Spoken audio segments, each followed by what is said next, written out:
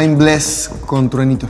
Me parece que nos conocimos en una competencia que se llamaba Cara de Perro, que era una competencia de freestyle junior y eran 20 segundos que rapeaba uno, le pasabas el micrófono al otro y rapeaban así. Y el que mejor calificaba era el que clasificaba. Y él era muy chiquitito, yo también, no sé, debíamos tener 14 años los dos, fue hace muchísimo tiempo.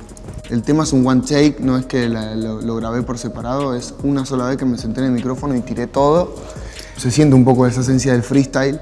Por eso también la canción es con Trueno, porque él también viene del freestyle y se pasó a la música y la explotó, la rompió. Y siento que yo también hice un camino parecido, entonces como un poco se siente la esencia esa de freestyler, ¿viste? De taca, taca, taca, taca, esos skills